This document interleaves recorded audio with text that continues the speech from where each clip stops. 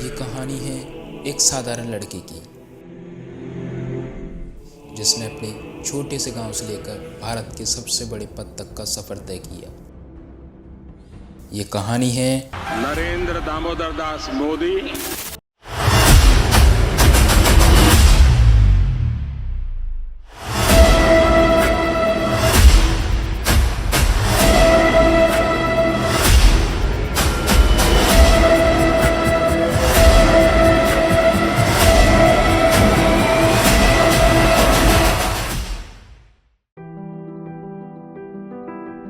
17 सितंबर 1950 को गुजरात के बंडर नगर में एक साधारण परिवार में जन्मे नरेंद्र मोदी का जीवन संघर्षों से भरा था।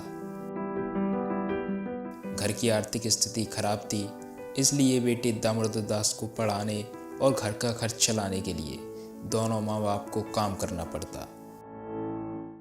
पिता रेलवे स्टेशन पर चाय बेचते तो माँ घर घर जाकर बर्तन साफ करती।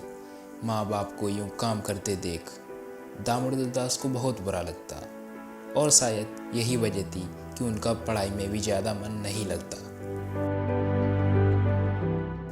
स्कूल की छुट्टी हुई नहीं कि तुरंत बस्ता उठाकर पहुंच जाते स्टेशन पिता की मदद करने। दामोदर दास यानी नरेंद्र मोदी का झुकाव एक्टिंग की तरफ था और इसी के चलते वो नाटक में बढ़ चढ़कर भाग लेते। लेकिन जैसे जैसे वो बड़े हुए उनकी दिलचस्पी यूनियन में हो गई। ये वही नरेंद्र थे जो कभी सपने देखते थे अपने देश के लिए कुछ बड़ा करने का।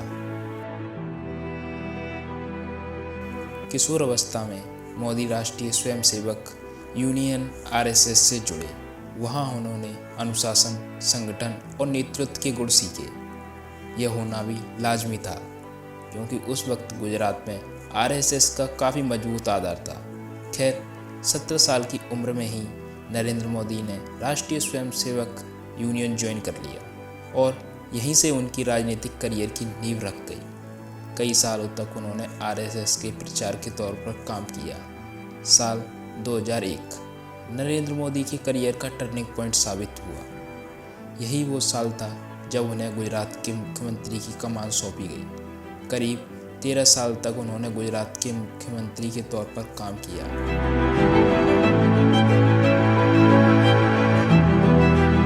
और गुजरात को एक आदर्श राज्य के रूप में स्थापित किया। हालांकि इस दौरान नरेंद्र मोदी की राह में कई मुश्किलें आईं। कई इल्जाम उन पर लगे। गुजरात के मुख्यमंत्री बने हुए नरेंद्र मोदी को सिर्फ चंद महीने ही हुए थे कि तभी गोधरा कांड हो गया जिसमें काफ़ी लोग मारे गए। ये मामला सुलझा भी नहीं था कि इसके ठीक कुछ वक्त बाद ही गुजरात में दंगे भड़क गए और मोदी को यह कहकर कसूरवार ठहराया गया कि वो दंगों को रोकने में नाकामयाब रहे। इस दौरान उन्हें मुख्यमंत्री पद से हटाए जाने की भी मांग उठी, लेकिन कई दिग्गजों की वजह से नरेंद्र मोदी इस मुश्किल को पार करने में कामयाब रहे और गुजरात के मुख्यमंत्री पद पर काबिज रहे। आरएसएस में रहते हुए नरेंद्र मोदी ने अपनी इतनी मजबूत छवि बना ली थी कि किसी भी तरह का काम उन्हें ही सौंपा जाता। यूनियन के होने वाले कार्यक्रम में वो जो मैनेजमेंट दिखाते उससे सभी प्रभावित थे। यह शायद इसी का परिणाम था कि नरेंद्र मोदी को प्रधानमंत्री पद के उम्मीदवार के रूप में देखा जाने लगा।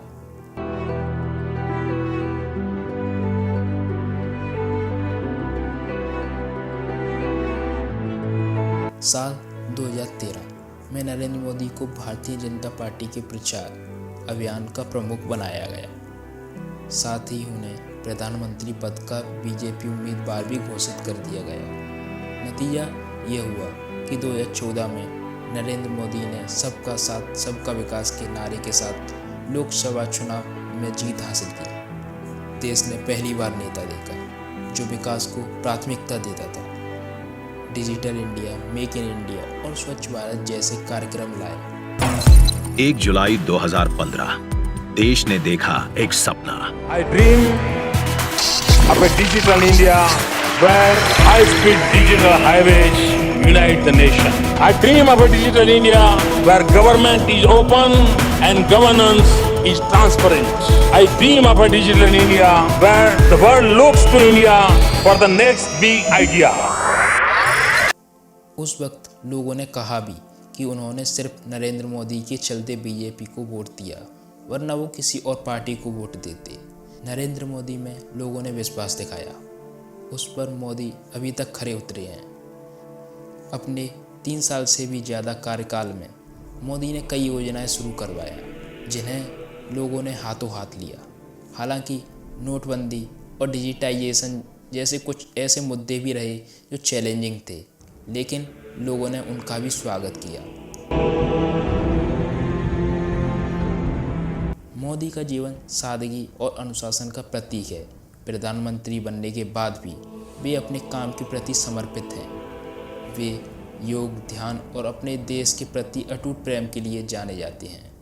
उनकी कहानी हर उस व्यक्ति को प्रेरणा देती है जो अपनी मेहनत और लगन से बड़ा सपना देखता है। नरेंद्र मोदी की यात्रा ये दिखाती है कि कोई भी व्यक्ति अपने सपनों को पूरा कर सकता है, अगर उसमें मेहनत, संकल्प और आत्मविश्वास हो। यह सिर्फ एक प्रधानमंत्री की ही कहानी नहीं है, यह भारत के हर नागरिक की प्रेरणा है। आपको ये डॉक्यूमेंट्री कैसी लगी और आप आगे भी ऐसी डॉक्यूमेंट्रीज को देखना चाहते हो तो कमेंट करके ज़रूर बताना।